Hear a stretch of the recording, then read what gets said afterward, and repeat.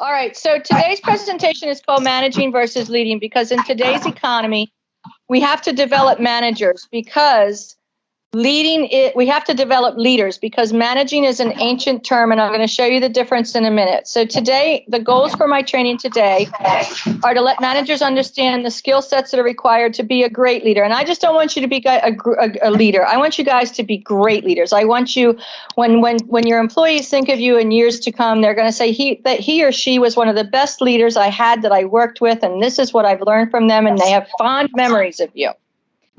I want to give you guys effective tools from the leader's arsenal, and I want you to understand the elements of being a great leader. So the difference by definition, a manager is a person who conducts business or household affairs. He was promoted to manager last month, or a person who works in a profession is management. I don't really know what management is. It's more like a process. I consider managing like on an assembly line. You go from A to B and then from B to C and C to D, and there's no variation. Where a leader is somebody who, think of yourselves, my nephew was actually in a concert the other day, and I really thought about this. The conductor was up there, and he was leading all of these band members with two hands, making sure everybody was in the right spot at the right time, playing the right notes on the same page of music, on the same bar. And then you need to think of Wes as your great conductor. He's up there, and he's just moving his hands and soft and go for it and giving these directions that you guys know. And then you, Laura and Debbie and Tiffany and Ben and everyone, you guys should be all really looking forward at Wes, but looking behind you and making sure that your employees are following what Wes is saying through you. So the music just is a continuation, if you think about it in a visual sense. It's a person of influence. How much influence do you have over your people? There's a difference between telling people what to do and influencing them to make great decisions to help the team. So when we think of managing versus leading, I want you to throw manager out the window because you are, I don't know, you could be, and I hope that you are. And if you are great leaders, I would really love to push your buttons and your limits and your expectations so that down the road you can feel like you've made a history and a difference in somebody's life. So this is one of my favorite pictures, the difference between a boss and a leader. The person who is the boss sits behind the desk and makes directions. They're choreographing. Remember, we talked about the great choreographer before. You do this, you do this, you do this, and come back.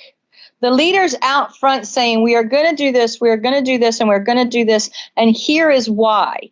Here is how. Here is where. Here is when. So we're explaining what we're doing so that the employees can then do their job without you having to say, you do this and come back. You're actually filling them with the knowledge to be great in their roles as well. So being a great leader, it's a lot of things. It's a lot of balls in the air. I always think about a juggler or somebody who twirls plates on a stick. Because when you're a great leader, you've got all your balls in the air and you're moving them, you're looking after them, you're taking care of them. So a great leader requires staying informed, and that's just not with your base. That's like being informed with these kind of meetings. It's being informed with our clients. It's listening to our clients. If they have you guys do a great job at this when they give you the great kudos. And you share that. That's being a great leader. That's sharing in the prosperity and the knowledge. It's going beyond the call of duty. You know, Henry Ford said, all I need is a pair of hands, and they kept sending me the whole people, the whole person. Because he was an assembly line. But, you know, when people show up and they're using their hands, you know, you have to deal with the ups and the downs in their life, and you have to really be in tune with where your employee is and where they can grow and where their skill sets are and where their skill sets aren't. So you're putting them in the right roles in the organization.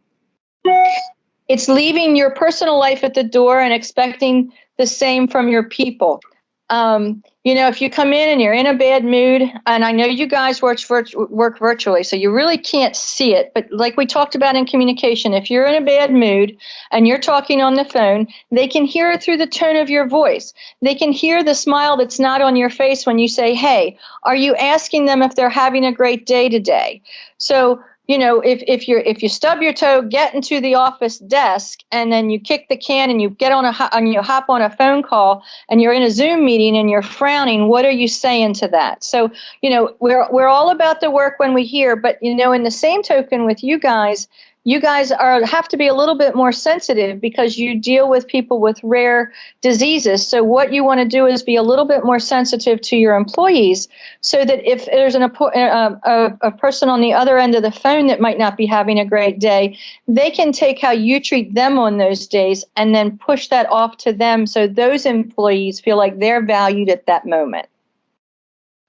You really do need to know what you're going to evaluate. You guys did your evaluations, and we all got our goals, hopefully from your people, so that during the next evaluation, did they meet those goals? What are we evaluating them? Quality of work, the time it takes to do the work, getting new clients. I mean, you all do something different. So not only do the people who are evaluating you need to know what they're evaluating on, but the people that you're evaluating also need to know what you're looking through throughout the year so that they can check off those milestones and those markers. I have a group today and they just hired 35 people.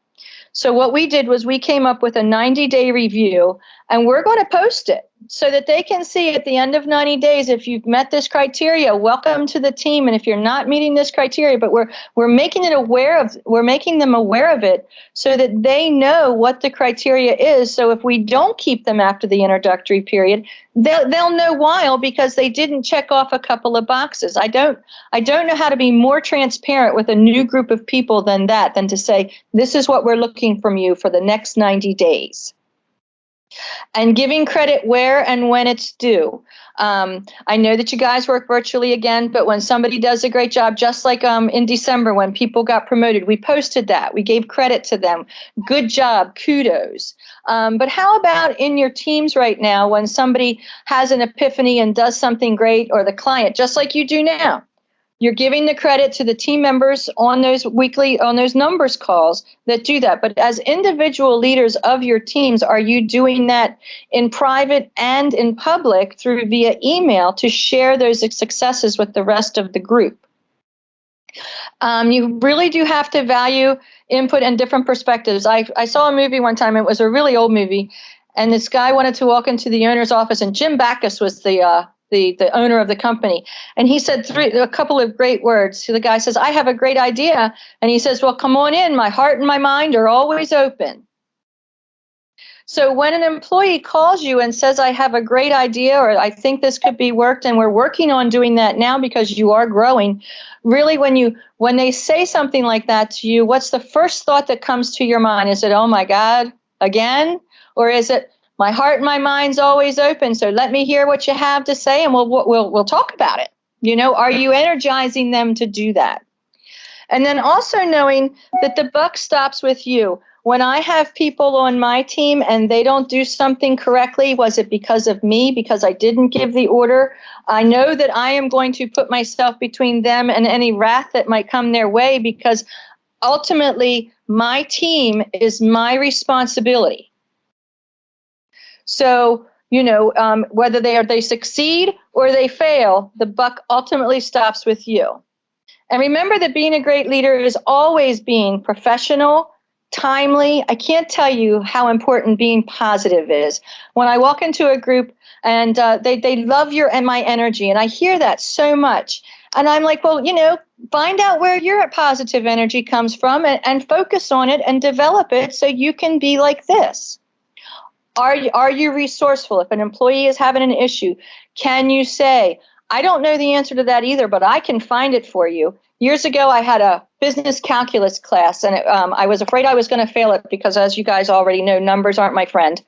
But he said, you guys are business managers. You are not mathematicians. So he let us use cheat sheets. And as long as we could get the answer by working through the process, we were golden. He says, I don't expect you, and in your career, you're never expected to have the answer to everything, but you should be able to figure out where to find it. Are you organized when people call you? Are you focusing on them? Are you organized to take the time to talk to them? If they need something, can you get it out to them? Are you courteous? Just like in the communication training we did, thank you and please go so long, a smile in your voice, which makes me smile when I think about it, a positive tone. Are you flexible? I can't get to this, but I need to get to this. How do you handle those? Remember EQ in that training. Is it that it's all one way or the highway, or is it, well, we haven't done like this before, but we will try it out and see how it works. And are you dependable? Do they know that they can count on you through thick and thin, that you will have their back? And are you proactive and assigning them duties that they can excel at? Are you looking out for the next project down the horizon that they might be great at? Are you looking to team them up with somebody who could do that stuff? Are you fixing problems before they come their way? So being a great leader requires so many hats. I also want to talk about the person or the employee. I want to somebody answer this question for me. Are they a person first, or are they an employee first when they work for you? Anybody know? I would say a person first. They're a person first. Sometimes it's easy to look over the fact that, you have a group of employees and you think that they get paid a certain amount to show up, and that makes them an employee. But like Henry Ford said, it's the person you always have to deal with. So sometimes they might not be doing something that you like, or they might be moving on to a new position, or they might be doing that. But what's best for that person? And what's maybe not best for my employee in my eyes. So always think about the person's needs first. I love the pirate code. We're working on your handbook now. Wes and I chatted about that yesterday, and I still need to get that to you. Sorry, Wes. But when we roll out the handbook, you guys have to be the purveyors and the knowers and the knowledge of the handbook. I don't know if I've told you this before, but back in the pirate days, the pirate ships always made a codex, a handbook. And what they would say is who is in charge, how everything is going to be done, just like in a handbook. And they actually said if you were injured on the ship during the time of this group of people being together, how much were you going to get paid? They actually had workers' compensation on pirate ships. So you need to, when we roll this out, which we will to you before we roll it out to the employees, after Wes approves it, I'll send it to you while I send it to my proofreader, because she checks for spelling and stuff. But you guys really need to know, and the reason why I send it out to you guys before I send it to the employees is because you guys will actually be living the handbook. They're going to be doing something. They're going to look in the handbook, and they're going to say, well, can I or can't I do this? And you guys are the buck will stop with you, and then if you have an issue, you can call me. So I really do want you guys, when we send that out to you, to really read it and comprehend and understand it. There'll be some sections I won't as much as others, because like the FMLAs and the things like that, you really do send them to me for that kind of stuff. But the policies and procedures. Are you doing consistently because the handbook says X? Are all of your employees doing X? Or are you allowing some to do Y, and some people know it, and then that creates trouble? Any policies and procedures, just like when you're welcoming a new group, a new client, you have policies and procedures to guide that process. That's what the handbook is, and it's guidelines. We can make exceptions. We can create another page to the handbook. We can make addendums to the handbooks, but we want to realize that the handbooks that the rules and the policies that we abide by are all consistent, and what applies to one applies to all, and what doesn't apply to one can apply to any. That's the purpose of the handbook, but there will be exceptions. So please keep me in the loop after you see it and after something happens if there are exceptions in your group. This is a really famous thing. People think that they can fire people at will. Most states, 49 of the 50 states or 48 of the 50 states are employment at will states. Does anybody know really, I know it says it right here, what employee at will means, but do they really understand the concept of employee at will? It's sort of like I could fire, say I'm Pam's boss. I could fire Pam because she has a hideous sweater on one day, and it really just upsets me, and I can't take it, and I let her go. I can do that. But do I want to do that? Because there's attorneys out there, the EEOC is out there, the Department of Labor Law, the various state labor relations people. If we fire somebody without just cause, and we didn't give them any warning, first of all, they all get to collect unemployment. It doesn't even matter. because we don't have a case, because the handbook will state that there is a certain process that we put people through. Sometimes there'll be exceptions. If it's a horrific thing, we can fire you right away. But usually if it's not, we'll walk you through a process. And if we don't walk you through that process, the attorney or the EEOC can say, well, what made them so special that you didn't think they were important enough to work through your process? So even though we can say that in Maryland is an employee at will or Florida is an employment at will state, it doesn't mean that we can just act like we want and we're not held accountable. Because what happens is you see all of the advertisements on television, the attorney says, feel like you've been mistreated, wrongfully terminated, working overtime, and you're not getting compensated, give me a call. I'll represent you for free, and if we win, I'll just take a third. The EEOC, it's even less than that. All they have to do is find somebody to find phone number to the EEOC. They have the EEOC people who will write down the complaints for them. They can go online and they can fill it out and say, I was unjustly discharged because I happen to be, Black or Muslim or whatever. So when we're doing all of this, we really have to do it with consistency so that we set precedent so that we don't do things like that to people. And then if we have to rebut an EEOC claim, we can say, well, we put them through the process, we wrote them up, we had the dialogues, they didn't seem to get it, and we let them go. I've never lost an unemployment case that I was involved in, and I have defended 12 EEOC cases, and I won every one of them, and one was a 7-person jury trial. So it does happen. I know that when you're a smaller company and you guys are so diverse, you say, well, that will never happen to us. But it's happened to me 12 times in my career. And luckily, I did the documentation. I did the due diligence. I had the dialogue. I did it right. The whole goal of the handbook and all of this is to do it all right, all the time, fairly and consistently. You guys don't have open doors because you're not in an office, but here it is. An open door policy. An open door policy doesn't work for your employees because they're having to walk through your barriers to your stuff with your pictures and your computers. Now, an open door policy in your respect, you might think that just because you're not hearing from your employees, everything is fine. But for them to get up the nerve to call you to maybe address something with you might be difficult with them because then you're on the other end. So what you need to do is pick up the phone just like you would do rounding if you were physically in a building and call people up randomly and say, hey, how's everything going today? Do you have everything to get your job done? Is there anything that you need for me to do? Is there anything that I can do to help you get your job done more efficiently? Because 90% of the time, people will never contact you. You are always the one that has to start engaging. And if you're not doing it now, you might freak a couple of people out. So what you're going to do is you're going to say, hey, since we work remotely, I really do need to be more engaged in what you're doing. I really do need to know how you're doing. Is there anything you need from me? We just had the review. How did you feel about that? Are the goals specific enough for you that you can work through them and be successful this year? There's tons of questions that you can ask. The only problem is we don't really sometimes get out of our comfort zone to do that.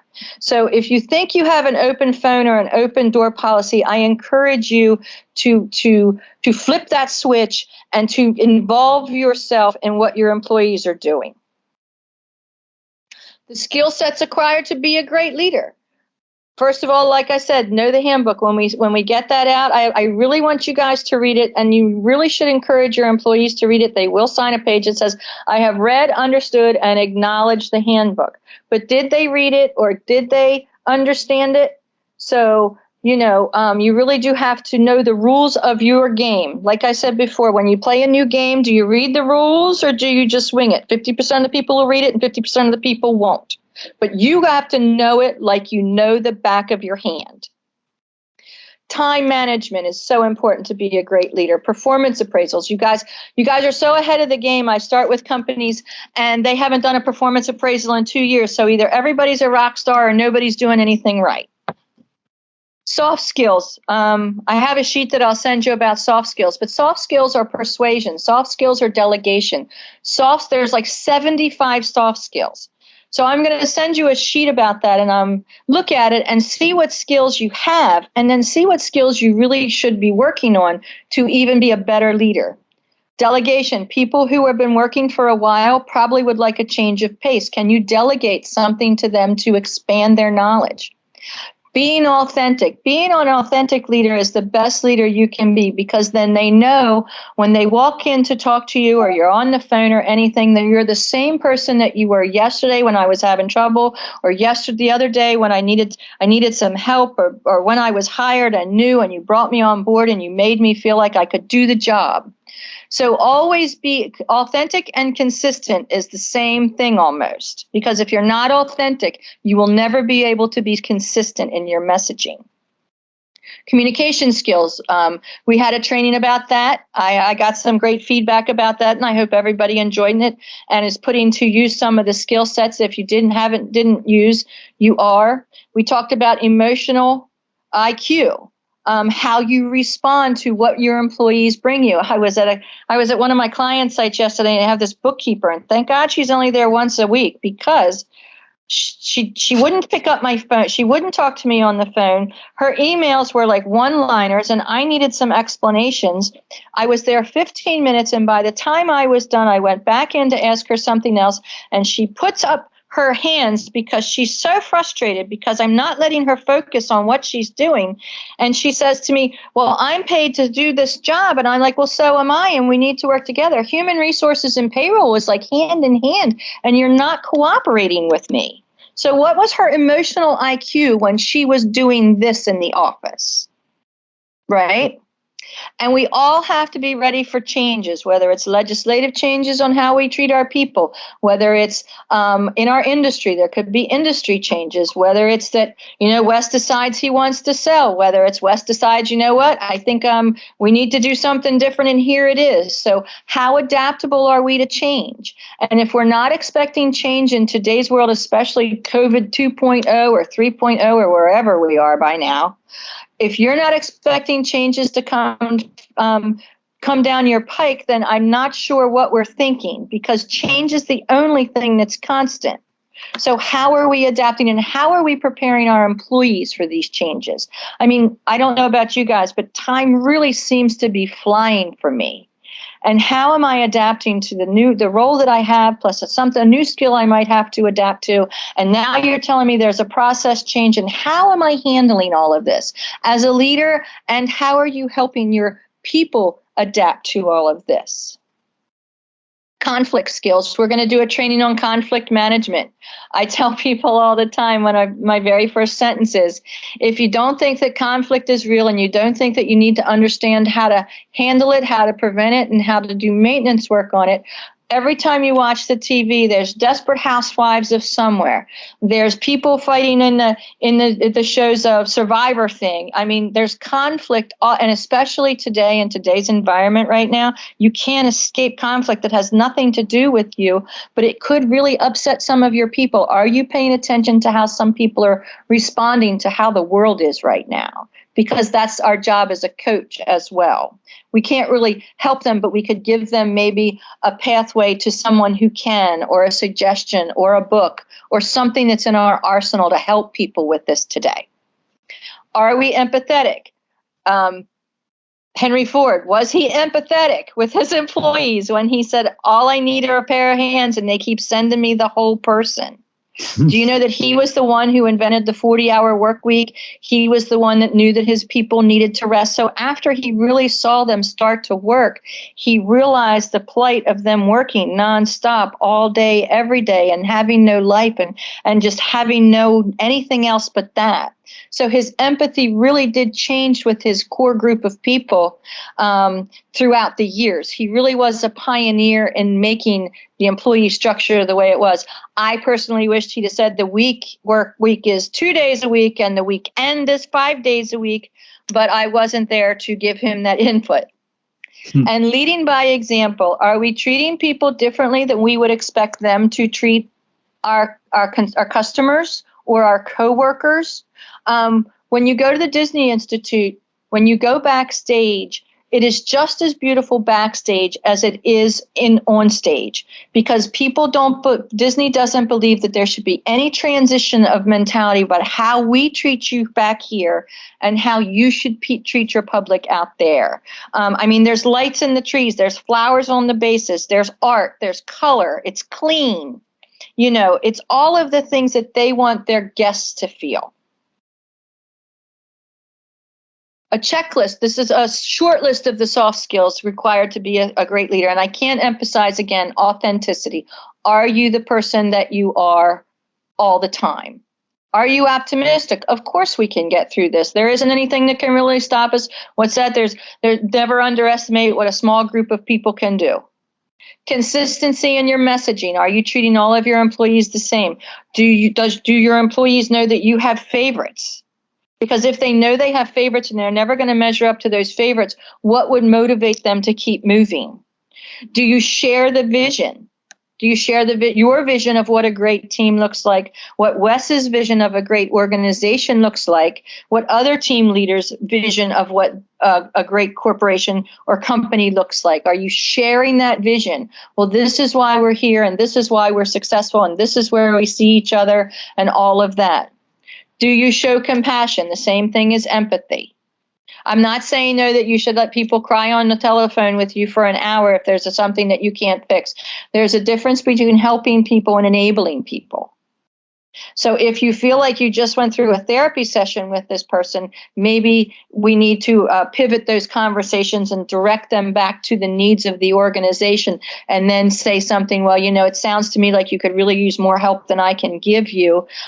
What are your thoughts about that? Do you exude confidence, and are you instilling confidence in your people? Confidence is a mystery. I know people don't believe me when I say this today, but I went to a counselor after I went through a divorce because I didn't know if I had confidence. People are like, no, that can't be true. But people go through things and it shakes their confidence. Are you instilling, you're doing a great job, you're right where I need you to be? Is there anything you need from me? All of that stuff. So that when they talk to your clients feel like they're confident that the people that we have on our team can do the actual work. Are we communicating? Communicate, and communicate some more. I can't say it enough. I could be a broken record. Do you know your employees? Do you know what they're going through? Do you know what the quality of their work is? Are you doing a drive along? Are you saying, hey, you know what? I haven't been in touch with you for a while. I want to schedule a day with this client. I would like to just listen to what's going on so I can get a feel for what you're doing. I usually tell most people when they do if they're a new manager, if you're doing your first interview, if you're doing your first write-up, if you're doing your first couple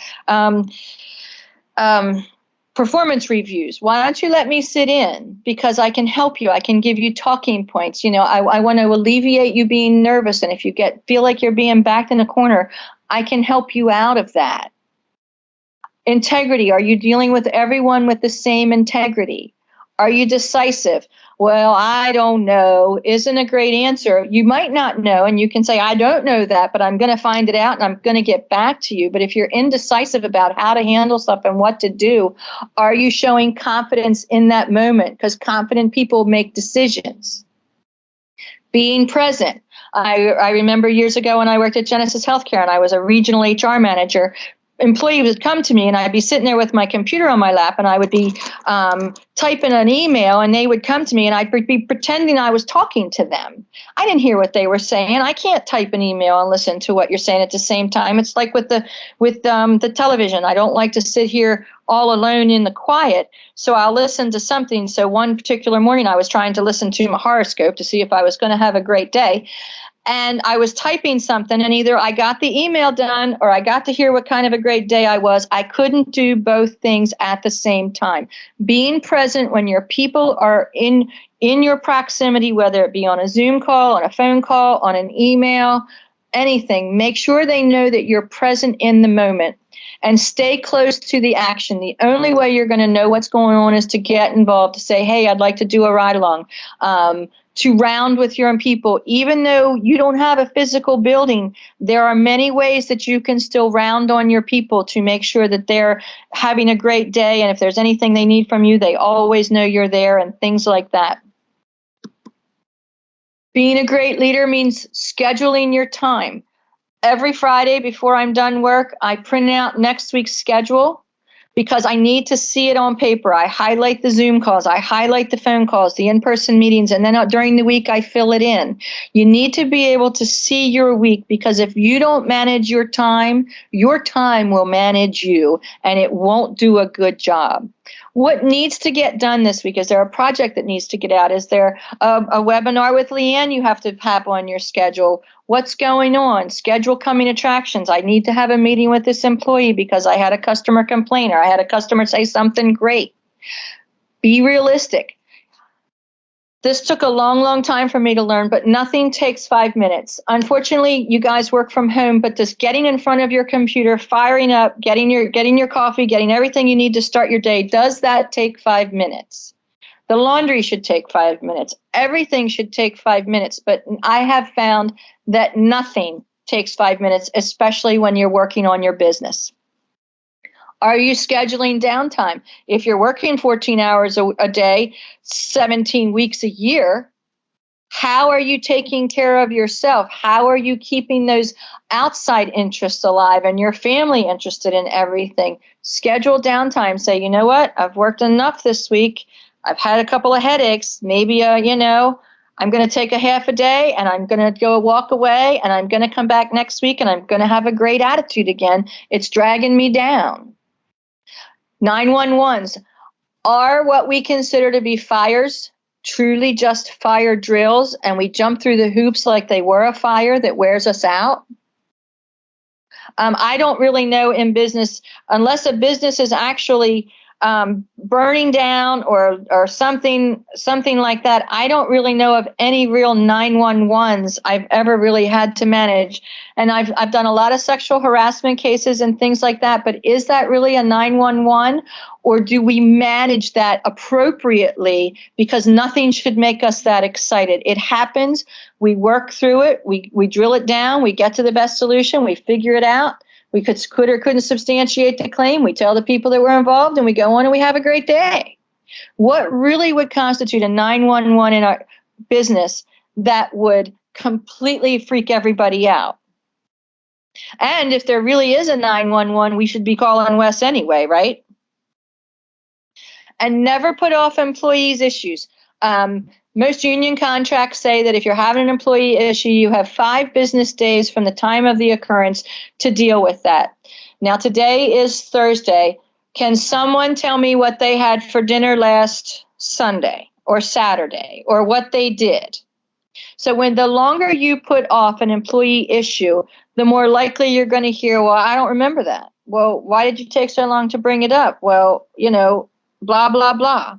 So if you have a fire drill with an employee issue, you better be addressing it, getting your facts together, getting me involved, talking to Wes and saying, this is what happened. This is how I need to handle it. What are we going to do? Because the longer you put it off, or if you even don't address it, they're going to think that it's okay, because what you're permitting, you're promoting.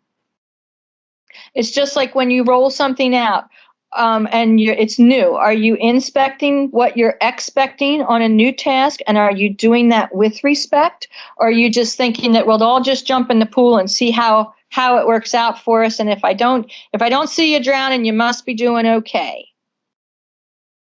Make your people part of your to-do list, with the drive along, with the rounding, whatever you want to call it. Make them part of your day, even if they're not even expecting to hear from you that day.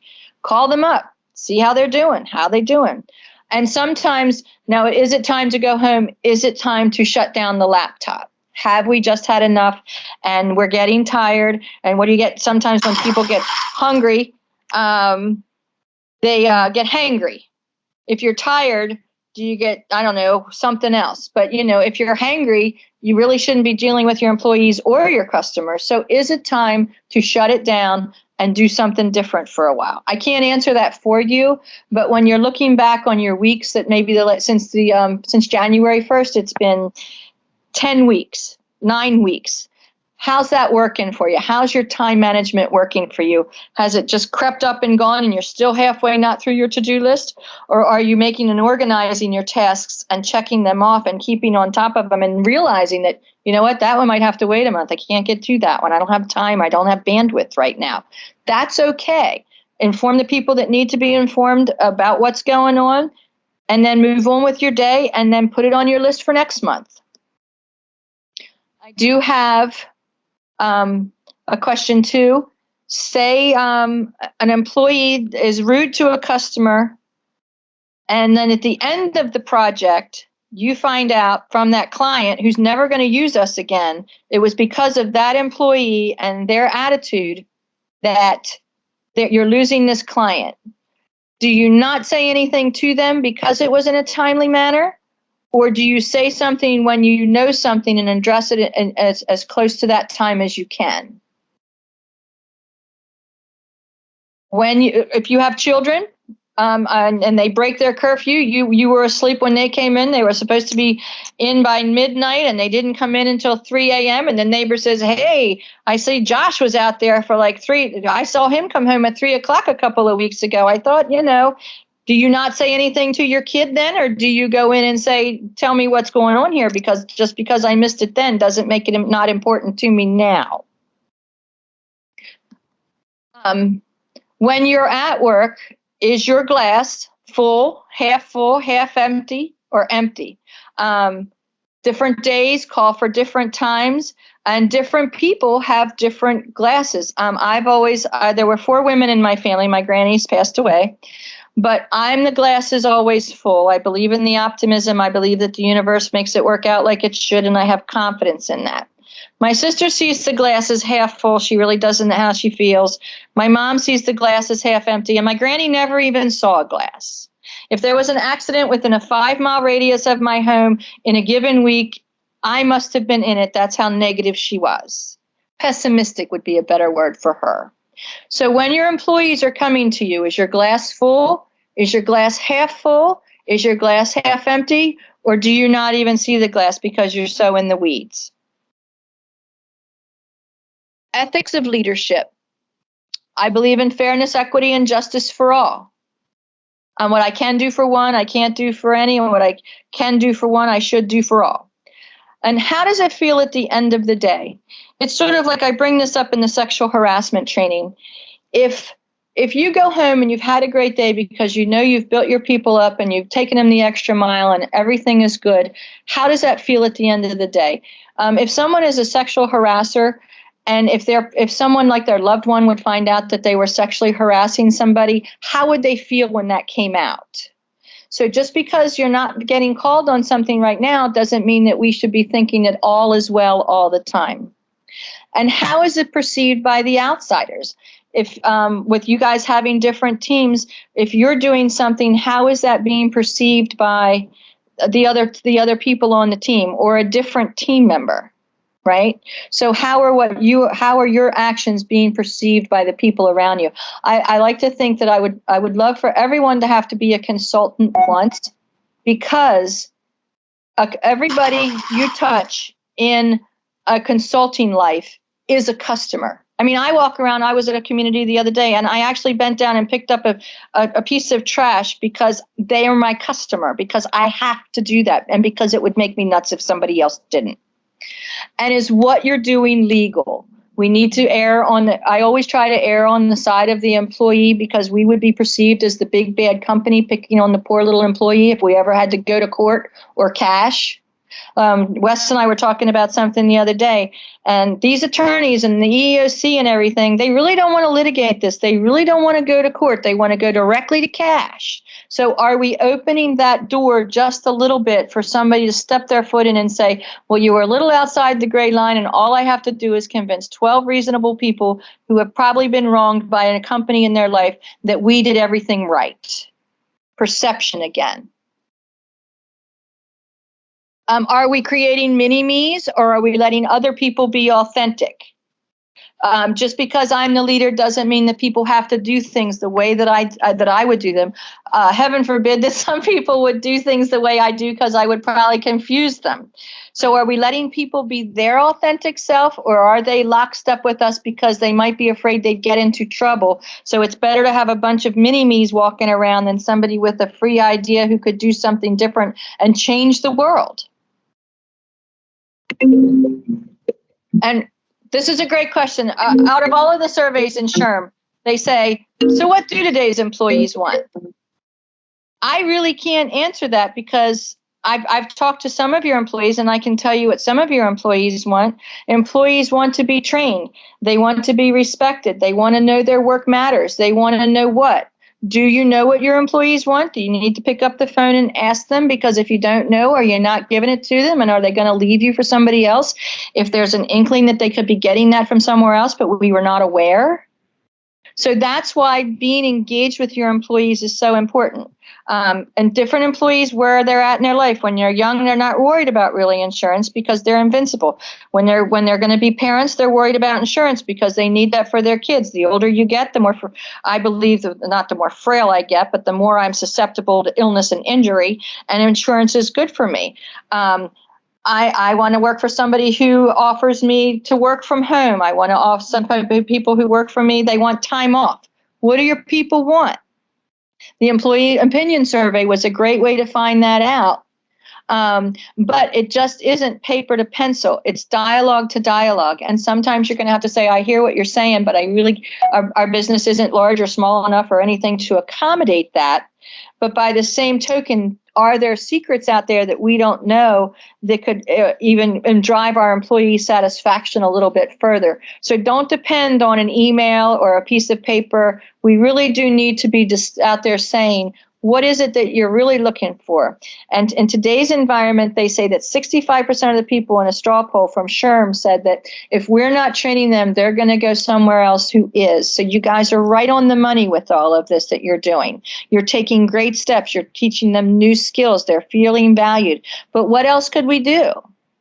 You know, me being a human resources consultant, there is no magic wand that says, hey, Leanne, if you do this, everybody's going to be happy. It only comes through great leadership. And with that said, are we setting clear expectations? You guys went through the performance review process. So for this coming year, do we know what the mission is? Yes, Wes said that. The mission is to increase sales and grow our business. In my individual role, how am I going to contribute to that? What are my responsibilities to contribute to that? What goals did I set or my boss set for me to help me do that? And when I achieve that, are we having a party for that? Because a goal that's not rewarded turns into what? Just another work effort that nobody really recognized. And why did I bust my butt to do that for all of these months? So when we achieve the goal, if it's not on cycle, are we having that dialogue that says, hey, guess what? So-and-so did a great job out here. I just want everybody to know they accomplished a goal. Send them a celebratory email that the whole company knows. You know, appropriateness in the way you celebrate too. I used to call it taking a tour, and I'm going to go back to this rounding thing, and you guys are going to think that I'm harping on this, but these are my flower beds. When I look at my flower beds, I don't see all these beautiful flowers unless I'm looking at this picture. I see the weeds that are growing behind it. I see the flowers that aren't succeeding because they're not getting enough sunshine or too much sunshine, or this plant needs water and this plant should go over there next year and this one, blah, blah, blah. And I'm always, every day, every single day in the summer, I take a tour. I like to call it taking a tour. Rounding seems a little weird. I take a tour in my garden so that I can evaluate, so that next year it's even more fabulous and more robust, because I didn't learn to have a great garden the first year I did it. If you'd see my pictures the first year I did it, it was sparse. They were little. I didn't realize that it takes this many flowers to make it look rich and abundant. I didn't realize how important it was to get them all in the ground at the same time and to do it right and to fertilize them.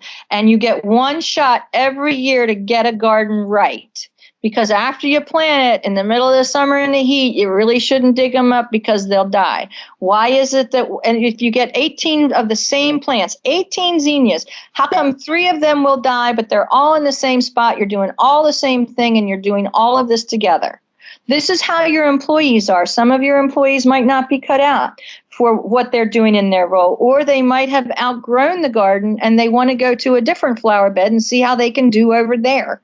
The weeds. Sometimes you got to pull your weeds, the bad employees, and get rid of them because they're dragging the rest of the team down. Sometimes one flower will suffocate another flower. I've gotten to the point where I know the flowers that are there to stay, the perennials, if there's an annual in there, man, that annual goes because I spent a lot of money on that perennial to get it to stay. So it's just all of this stuff. And I have notebooks. I take notes. I keep all the clippings. I do a lot of stuff. The only thing I don't do is start from seed because that's too hard. But luckily, when we have our employees come and join us, sometimes they have most of the skill sets that we need and they can hit the ground running. But you still have to go out there and say, how's everything doing? You got everything you need to get your job done? Are you having a great day? Is this job everything that I told you it was going to be? Did our marketing meet your packaging? Is it the job I sold you? Is there something else you need from me? Just like Wes said the other day, if you're struggling with old equipment or something, call me. Let me know. I'll get new equipment, right? So are you inspecting what you're expecting, and are you respecting that person enough to say you're doing great or you're not doing well, but I need to get you there, and here's how we're going to do it? I love John Wooden. I use John Wooden quotes all the time. Just because people look busy doesn't mean they're not doing busy things. Are they reaching goals, or are they just looking busy? So never mistake activity for achievement. If I'm logged on every day between 9 and 5, you can assume that I'm doing work. Or am I logged on from 9 to 5 and I'm doing something else over here on this computer to start my own business? How would I know that? Because I'm logged on, I appear like I'm doing something, but am I getting that call that says, hey, what are you doing today? I want to do a ride along. When you do that and you're engaging with your employees, you have to expect the feedback. Just like it says, good feedback, bad feedback, and different feedback, things we can't change, things we can change. Are we getting the feedback like that? We're looking for feedback from our clients, but are we looking for feedback from our people? Your employees want you to be a problem solver. They want to bring you something and they want you to say, here, can you help me with this? Can you get me from A to B? I have when I'm helping a new person in HR, I'll say, you draft what you think, and then I'll draft what, and I'll fix it up, and then we'll review it, and I'll tell you why I filled in the information that I did. Or I can fix that, and it's, I'm just going to go ahead and take care of this because it really isn't something that we need to explain right now, but it is a problem, and I will take care of it. Or I'm going to say to you, so do you have a solution? Because people who come up with their own solutions learn from making those solutions come true. So depending on where the employee is, when they bring you a problem, there's many avenues to help them get to that solution. You don't want to do it all the time for them, but you don't want them to struggle if they can't figure it out either. It's a very delicate balance. When we communicate, sometimes it is all about them. Sometimes you just have to sit back in your chair and let them go. You need to give them confidence. You need to focus on them. You need to be patient. People don't learn at the same rate as everyone else. Some people are fast, some people are slow. You have to be patient and let them evolve in their time. Now, it doesn't mean that they get to learn the job for a year and a half before they're efficient, because that could lead to something else. But sometimes they're not going to get it in the first 30 or 60 days because it's a new thing to them. Are you coaching them? Are you helping them? Are you giving them solutions to their problem? Are you being open-minded? Are you being empathetic? And are you curious and you're asking questions? How did you do that, and why did you do it that way? And if you're on a Zoom call, or even if you're talking on the phone, be interested, smile. If you're on a Zoom call, I hate making eye contact on a Zoom call. I can't even do it. And learn to lean in. When you lean into somebody on a Zoom call, they can see it, and that's directly showing them interest. And remember, no matter what an employee is going through, your job is to get them set right, but whether they decide to show up for this party or not, you don't have a dog in the fight. Either they will or they won't, and that's when your dog shows up. If they do, that's awesome. If they don't, that needs a conversation. But if they choose not to at the end, you have different solutions. So people said to me, one of the worst things in the world that I do is I fire people. And I said, you're wrong.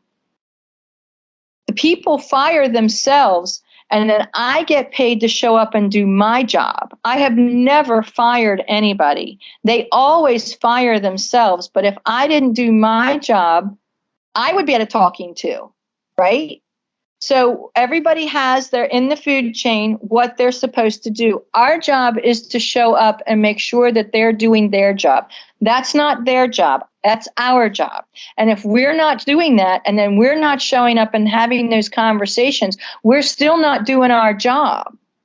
So you have to appreciate the fact that you were hired to do this. You were hired to coach. You were hired to do on the ride-alongs. You were hired to get to know your employees.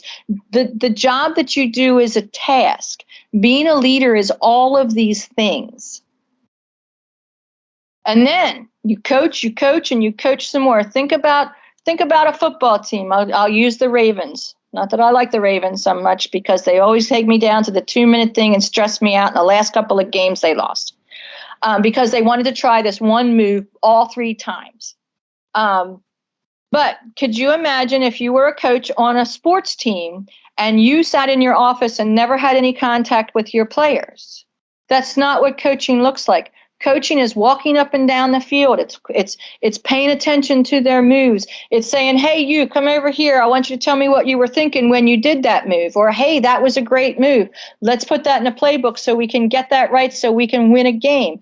But they're not sitting in the office isolated, just doing their job. Their job is to get those employees into the game and enjoying the game and winning the game so that the company can win with their bottom line.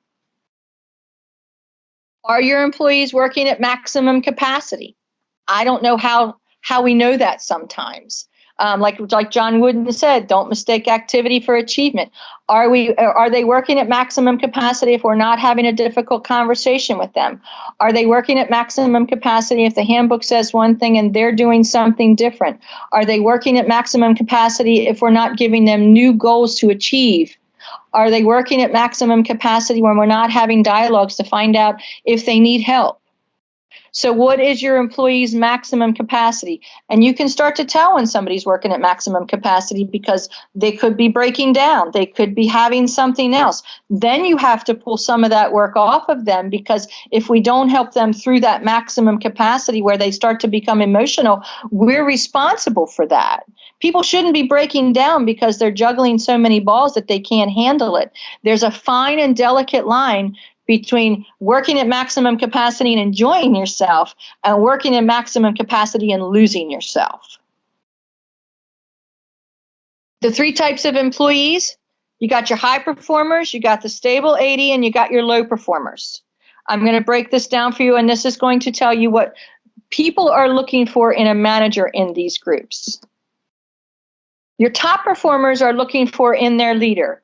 I get clear expectation. I know where I stand every day. I know what my work looks like, and I know what quality work looks like. That leader is engaged. They know what I'm doing. They know if I'm suffering. They pick me up when I'm down. They do all of this stuff. The good leaders, top performers who want in a leader, they're addressing the low performers. The low performers are dragging them down. They're getting in their way. They're holding up their projects. I'd have been done this project by quitting time today, but I didn't get that from so-and-so. So I'm going to have to sit here till 7 o'clock tonight and do that. Nobody's doing anything about that for me. They help solve problems. They give appropriate recognition. They support them, and they show fairness. So that's your top 10%. And if I asked you today, so I know that a couple of you don't have a lot of employees, but you should be able to tell me in numerical order who your top performer is, who your second performer is, and who your low performer is. And if you can't tell me that, how are you leading your people and getting them to where they need to be? The stable 80, they're the ones that come to work, they do their job, they're pleasant, they get along, they're timely, they're efficient, they come, they go, and they just keep the whole thing running. They're looking for the same thing that the high performers are looking for. They're looking for a leader that gives them clear expectations, support them. You can't tell it.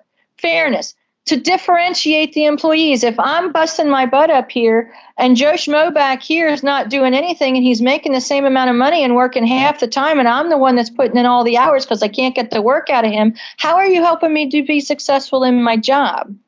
They're giving appropriate recognition. They're engaging them. They're addressing the low performers. And they're helping them solve problems. So that the top 90% of our group is looking for the same thing in a leader. And then the low performers, the people who just want to get by. I tell people when I do training about hiring people, sometimes people looking for a job, the get isn't really the job.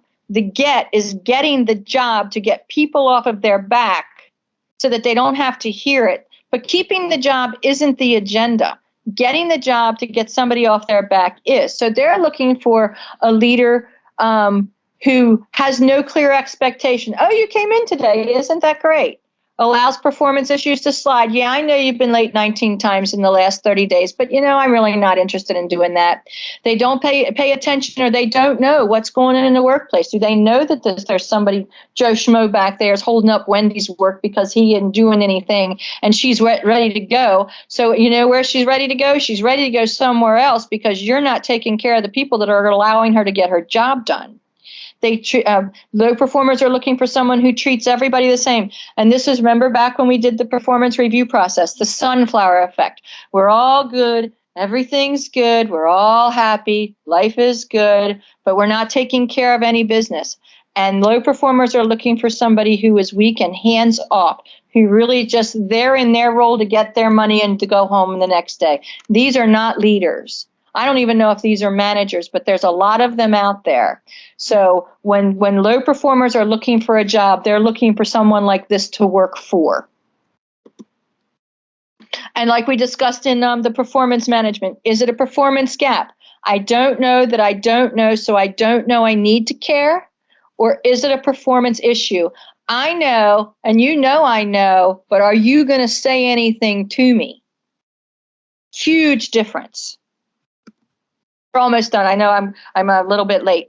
And praise when you can, but always be very specific about a praise. If you praise somebody for showing up in a day, that when they show up, they think they've got all the praise they need, and that's all they're going to do then is show up every day. Don't praise ordinary behavior. If it's just ordinary, it's like everybody getting to school getting a trophy for participation. Business isn't like that. Business is competitive. Business is people leaving you for a quarter or making the extra quarter so that we can give those raises to people. Use praise to improve performance. When I was young in my career, I had a boss, and she'd bring me in, she'd teach me something, and then she'd say, "Here, let me look at that." And she says, "Leanne, your work is really improving. Great job." And what would that do? That would make me get better at that job. Praise sometimes is just the beginning. If they're needed to be coached a lot, and they needed to be coached a lot because they're in a new role, praise might be just the beginning, showing up and paying attention and rewarding, and then saying, "No, that really wasn't quite right," or "Tell me what you were thinking when you did that so I can explain to you how to do it right." Are they meaningful rewards to the employees? If you're giving them a reward, a lot of people aren't motivated by money. It sounds crazy. Money is good. It's like money and food. Never over or underestimate the power of money and food. If they take the food for granted, or they take the bonus for granted, or they take the money for granted, they'll work just hard enough to get that. But after that, you're done. And praise in public and private. Thank you notes. Sending out that email, or when you're on a call at the end, when they're doing congratulations from the clients, then send them an email after you find out about that. "Hey, great job today. Glad our group got to had a presence in Wes's meeting today." And when you're a great leader, you have to put it all together. You should always expect the win-win. There are very few cases where both parties can't win a little bit of something in a situation. And you need to synergize your team. What's keeping your team motivated? What's keeping your team moving forward? You're the one who has to be the engine at the back of the little boat saying, that's me, and I'm pointing the direction, and I'm getting us there. And sometimes the boat breaks down, but I'm going to get us there anyway.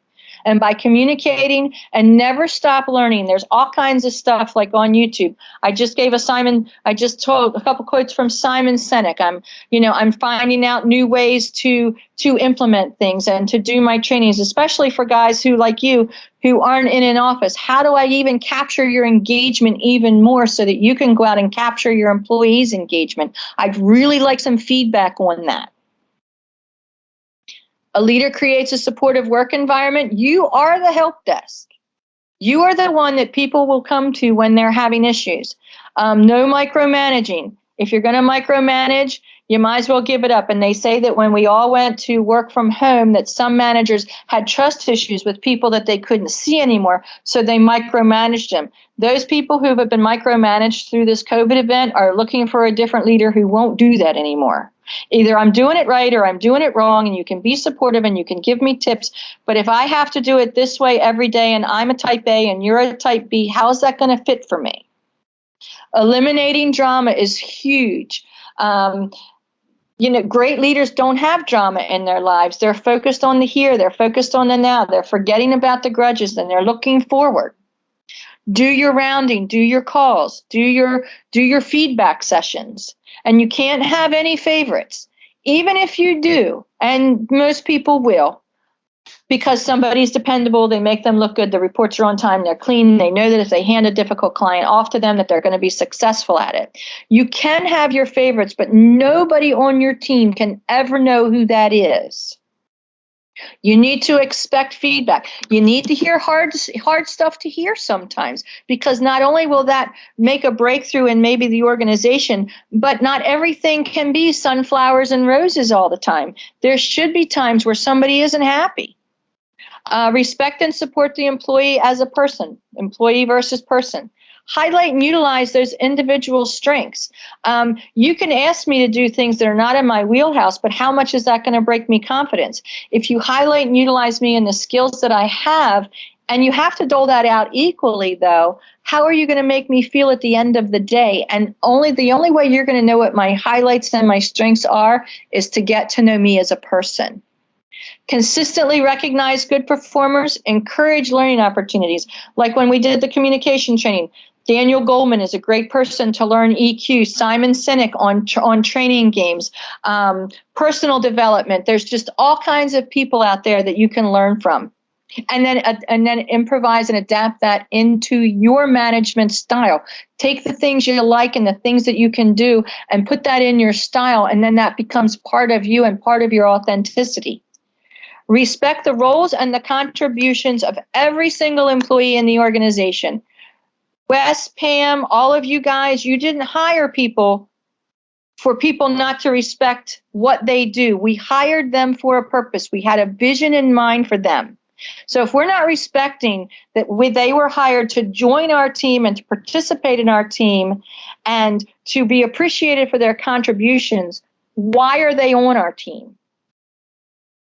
And like I said, I can't emphasize enough fairness, equity, and justice for all.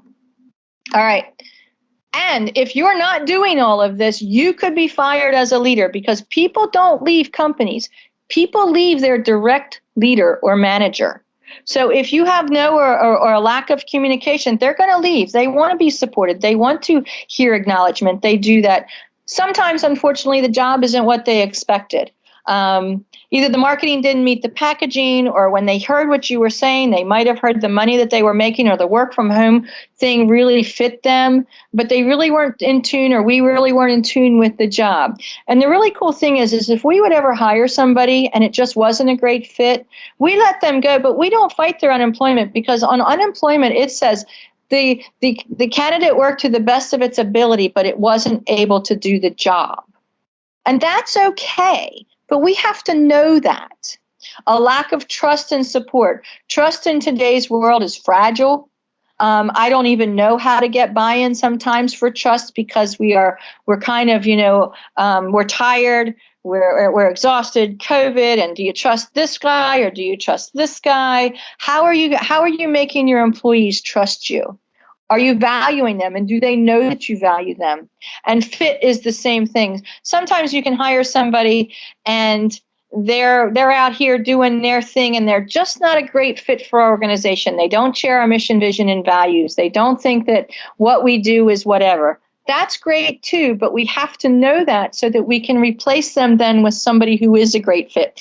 We should be hiring for soft skills because you can train people to do Excel like you guys did today. I can't train somebody to be a pleasant person. I can write you up and write you out and get you out, but truly, am I really going to be able to change a personality? It's sort of like when I interview people when I was in a live setting. If you were rude to my receptionist, I wasn't going to hire you because you're flattering me isn't anything, because you're always going to treat me different or something. But if you're rude to a receptionist, that means you're going to treat your other team members like that. And that's not a great fit for my organization because I value the people that show up to work for me every single day. Are they stressed out or overwhelmed? Do they know that you need to care? Do you know that you need to care? They'll leave you for that. And lack of career growth and training. We've had this discussion before. You guys are too big to be little, but too little to be big. And how much can you growth and how much more opportunity is there going to be? And are we being realistic and truthful with the people who are saying, this isn't really what I want to do, but I'm waiting for my next great opportunity? Well, sometimes those opportunities might not come from rare patient voice. And the best thing that you can do is let them go and find that opportunity and find who they're meant to be. The Great Resignation. They say that 50% of the people in the next 12 months will change jobs. Why? Because they were stuck in a job before COVID that they really didn't like, but they needed the money, so they stayed there because they got to work from home and do all of this stuff. Are they not feeling like they're respected and appreciated at work, and that's why they're leaving?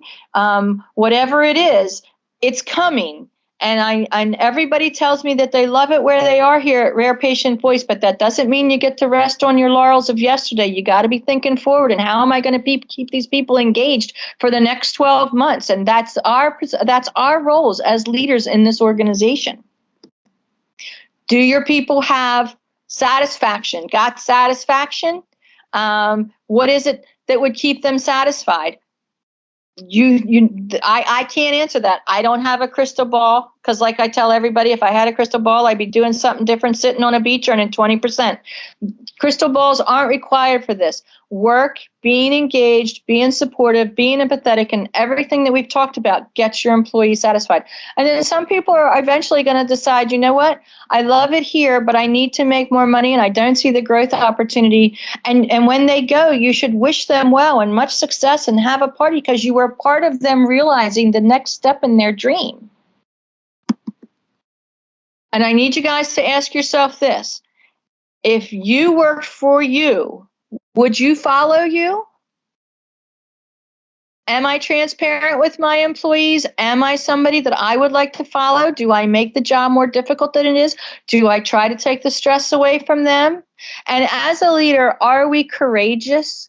Sometimes being courageous means saying to Wes, you know, Wes, I'm having this issue and this employee says this and give me your feedback, or calling me and say, you know, da da da da da da da da. And saying something on behalf of the employee, or knowing that they're struggling and having the courage to talk to them about it. Being a leader is really being brave. I watch these movies sometimes about the generals and the leaders and how valiant they are. But, you know, we have to be that in our own life because the people that are in our stead are the army behind those great leaders. And would they follow them to their death? Is this something that you believe that you're doing a great job for? Are you honest? Are you creating creativity? Are you confident? Are you driven? Are you intelligent? And IQ and EQ aren't the same thing. So sit back and think about it for a minute. Would I follow me? And if you're like, I don't know, you really do have to consider it. I've had this picture since 1987. Being a leader is a job for Superman. So many hats, so many roles, so many decisions, so many things you can be a hero in somebody's day. So every day you show up like I'm always fabulous. When you ever talk to me, I'm always fabulous. I'm not Superman, but I'm fabulous. So people know that every day they come to me, they get the same consistent Leanne. Even when I'm not fabulous, I'm fabulous to them because I have to be. Because if I'm not, if I'm crappy, then guess what I'm giving them permission to be? Crappy. If I'm not happy, if I'm grumpy, if I'm this, if I'm that, you're saying to them, well, since I can do this, are you walking the walk? Are you talking the talk? So every day of my life and my professional career, I have to be fabulous so that other people know that that's a requirement for them. And then the last thing I'm going to tell you is everybody gets to do something great. One year in my kitchen, my guy's a college football fan, and I was cooking dinner, and he's watching this football game, and it's a 2-minute warning. He's waiting on the Hail Mary, and I hear him yell at the TV, and he actually stands up and he says, "Do something great." And he yells it, and I run from the kitchen, and I look at him, and I'm like, that's what I want you to do every day. Why do we wait till the bottom of the inning or the bottom of the game and the 2-minute warning and we have to throw the Hail Mary and we're in desperation, where if we would just do simple things every day to improve the quality of everybody's life around us, we would get there and we wouldn't be sweating whether we had already won the game or not.